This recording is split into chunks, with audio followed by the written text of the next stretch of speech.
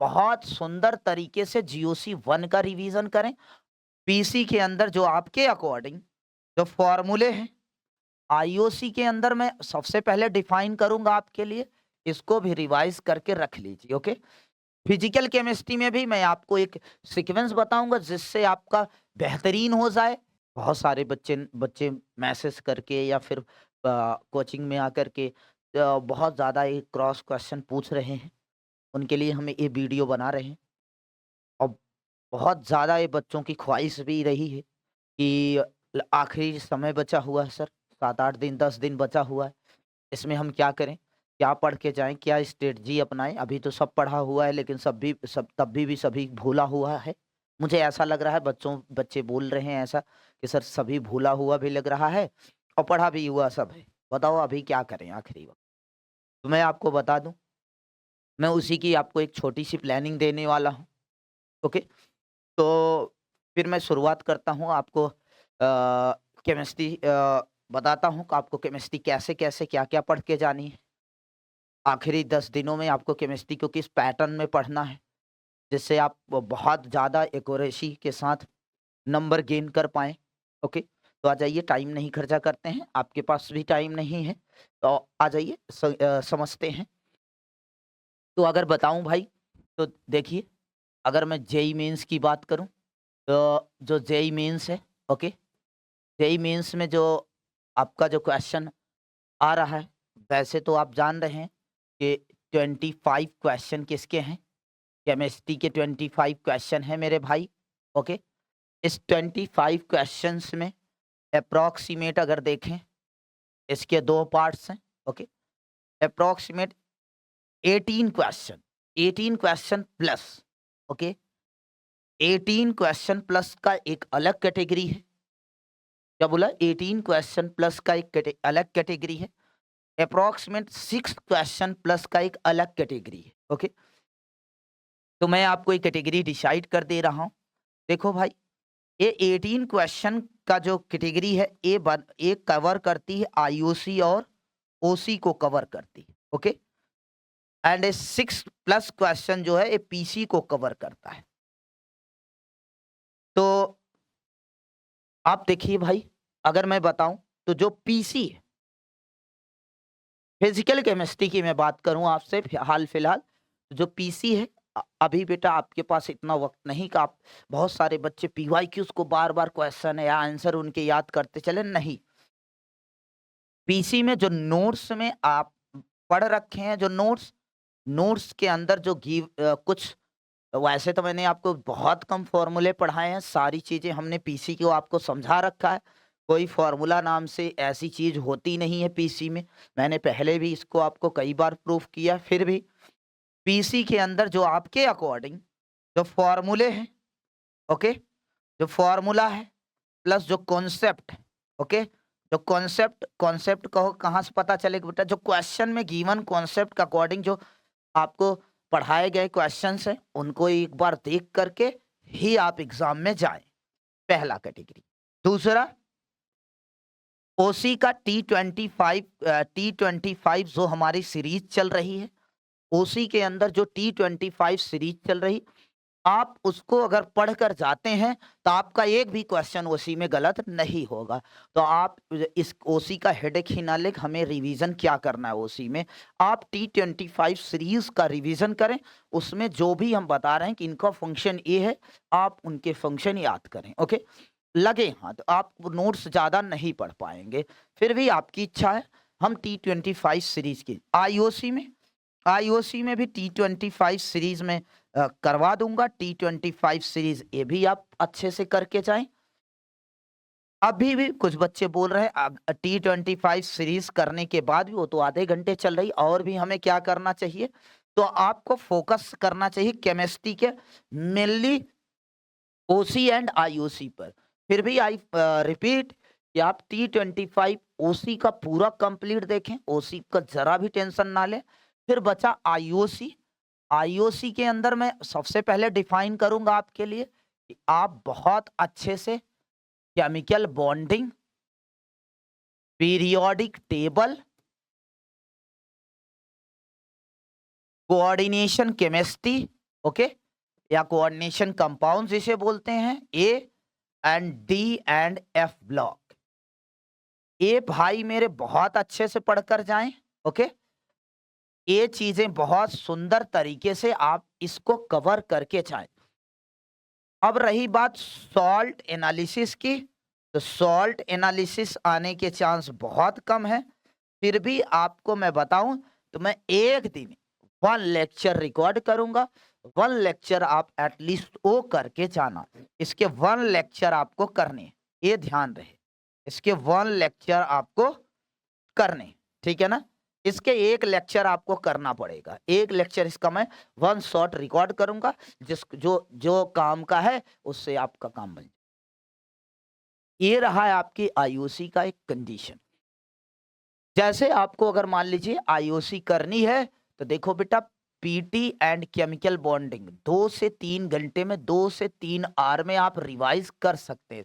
इसको एक साथ लगातार लेकर बैठिए और नोट्स को खटाखट खटाखट आराम से देख करके एक ही दिन में आप इसको चाहें तो पूरा कवर कर सकते हैं। 2-3 घंटे के अंदर केमिकल बॉन्डिंग और पीरियोडिक टेबल नोट्स ही रिवाइज कर लीजिए। फिर बात आती कोऑर्डिनेशन का। कोऑर्डिनेशन को आपको कोऑर्डिनेशन केमिस्ट्री का थोड़ा सा पेचीदा है, थोड़ा सा समझने वाली चीजें हैं। तो कोऑर्डिनेशन केमिस्ट्री को 2 से 3 आवर में इसको भी रिवाइज करके रख लीजिए। ओके, और बचता डी एंड एफ ब्लॉक है। डी एंड एफ ब्लॉक को आप 1 to 2 आवर में रिवाइज करें विद एनसीईआरटी। विद एनसीईआरटी आपके पास नोट्स जो है उसके साथ साथ आप एनसीईआरटी को भी एक बार रीड कर लें। लगभग बेटा देखोगे तो आपका जो आईओसी है लगभग 8 to 9 आवर में आराम से कंप्लीट हो जाएगा। मतलब 1 डे से भी कम। और आप इसी टाइम टेबल को ही फॉलो करो। अगला, यदि मैं ओसी की बात कर भी लूं तो बेटा ओसी में सबसे मेन टारगेट है जेईई मेंस वाले बच्चों के लिए। सबसे पहले बहुत सुंदर तरीके से जीओसी 1 का रिवीजन करें और एकदम बेसिक बेसिक ही क्या रिवीजन करना, जैसे इंडक्टिव इफेक्ट क्या होता है, हाइपर कॉन्जुगेशन क्या होता है, मीजोमेरिक इफेक्ट क्या होता है, रेजोनेंस इफेक्ट क्या होता है, एसिड बेस कॉन्सेप्ट कैसे अप्लाई करते हैं, इन सब का बड़े प्यार से एक शॉर्टकट रिवीजन करें। अप्रोक्सीमेट आपको लगेगा 2 आवर के अप्रोक्स लगेगा। मैं टाइम भी लिख दे रहा हूं, आप इसी टाइमर को सेट करके रिवीजन करें। अब आईयूपीएसी भी रिवाइज करके जाएं। आईयूपीएसी के रूल्स जो छोटे छोटे रूल्स हैं, नॉर्मल सा रूल, ज्यादा एडवांस लेवल पे ना जाएं, बेसिक बेसिक रूल्स आप 1 आवर के अंदर कवर करें। ओके, अब आता है बेटा आइसोमेरिज्म। आइसोमेरिज्म में बेटा बहुत बड़ा आइसोमेरिज्म है, तब भी मैं आपको 2 to 3 आवर का टाइम दे रहा हूं। इसमें आपको क्या क्या रिवीजन करना 2 to 3 आवर में, तो एक नॉर्मल सा ज्योमेट्रिकल आइसोमर करना है, जीआई। नॉर्मली ओआई कहाँ देख सकते हैं, ओआई के अंदर मीजो कंपाउंड, थोड़ी basic basic definition, meso compound क्या होता है, रेसमिक मिक्सचर क्या होता है, इनेंशियोमर क्या होता है, ये बेसिक बेसिक जनरल नॉलेज आप जानकर जाएं। और कुछ स्ट्रक्चरल आइसोमर का रिवीजन करें। जैसे स्ट्रक्चरल आइसोमर अप्रोक्सीमेट आप 20 to 30 मिनट के अंदर कवर कर लें, इतना ही टाइम लगेगा आपको। मैं डायरेक्ट सारा टाइमिंग भी बता रहा हूं। ज्योमेट्रिकल आइसोमर का हमने जो कंसेप्ट बताया था उससे बेटा ज्यादा से ज्यादा 15 मिनट में के अंदर जीआई पूरा रिवाइज हो सकता है। अप्रोक्सीमेट 15 मिनट के अंदर आप जीआई रिवाइज कर लें। ऑप्टिकल आइसोमर की करें बेटा, तो जो ऑप्टिकल आइसोमर है remaining time approximate 1 to approximate आपको 2 आवर लग सकता है ओआई रिवाइज करने में। आपका एक देखो एक सेगमेंट ओसी का पूरा कंप्लीट हो जाएगा। और जीओसी 2 का तो वैसे मैं T25 में पूरा कवर कर रहा हूँ। जीओसी 2 का मैकेनिज्म पूरा, name reaction, hydrocarbon, hello alkene, hello arene, alcohol, phenol, ether, biomolecules. एक बार यस ओसी के अंदर आप कायदे से बायोमोलिक्यूल पढ़कर चले जाएंगे, क्योंकि जो बायोमोलिक्यूल वाला पार्ट है ये बहुत इंपॉर्टेंट है अपने आप में। आप एनसीईआरटी से अच्छे से रीड करके जाएं।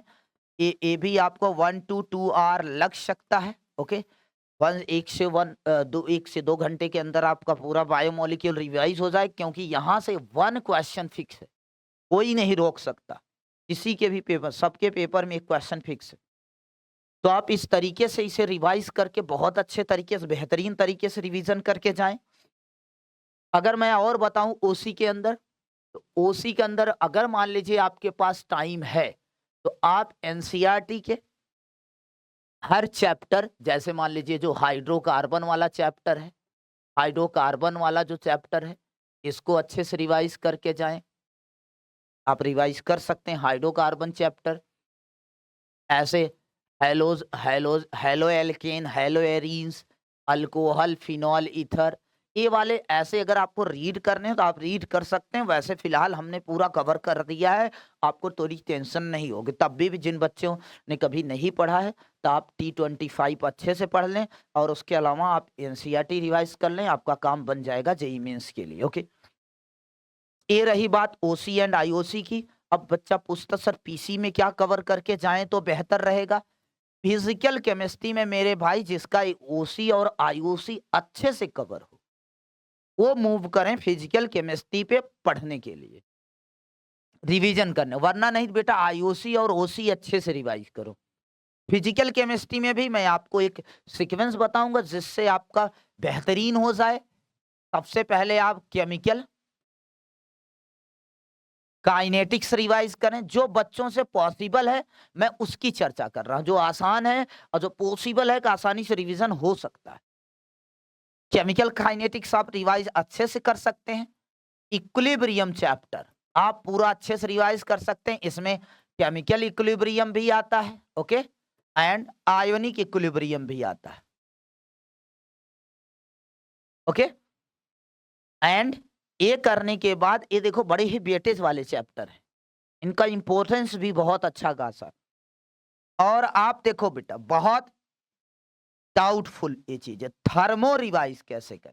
तो बेटा मैंने तो ऐसे हाल फिलहाल थर्मो में एक भी चीजें नहीं बोला था, सब डेराइव्ड फॉर्मूले हैं, इसका सब डेरिवेशन है। बड़े प्यार से आप वहां पर भी बैठ के डेरिवेशन तो कर सकते हैं।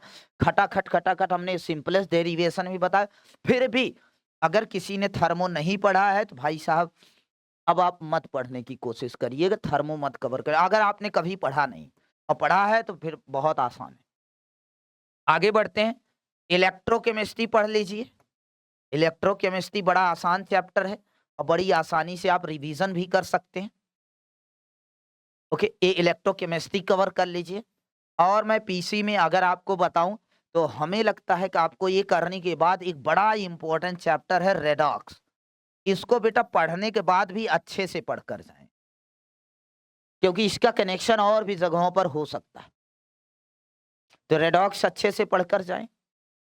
अब ज्यादा मैं चैप्टर ऐड नहीं करना चाहता, आपकी मर्जी, आप एटॉमिक स्ट्रक्चर कवर करना चाहें तो कर सकते हैं, ऐसे इसमें कोई बुराई नहीं है। अगर आपके पास वक्त है तो आप एटॉमिक स्ट्रक्चर भी कवर कर लीजिए, ओके, इसमें कोई गड़बड़ तो नहीं है। फिर भी मैं बोलूंगा कि आप इतने चैप्टर करके जाइए। अब देखिए लिक्विड सोल्यूशन करके जाए, लिक्विड सोल्यूशन से भी एक क्वेश्चन फिक्स होता है। ऐसे तो हैं चैप्टर कई सारे, लेकिन हाल फिलहाल अगर बता दूं तो यदि आपने नहीं पढ़ा है तो आप रिवीजन के तौर पे वन शॉट वीडियो देख करके काम तो बहुत रेयर चला सकते हो, ओके। फिर भी मैं बोलूंगा, अगर मैं देख रहा हूँ पीसी के कुछ मैं वन शॉट्स बना देता हूँ कि बहुत आसानी से कि आपको मेंस का कैसे कवर हो पाए, तो मैं ट्राई करता हूँ, कोशिश करता हूँ, आपके लिए कुछ करता हूँ। हाल फिलहाल आप बेटा इतना काम अच्छे से कर लेंगे तो आपके लिए बेहतरीन होगा, ओके।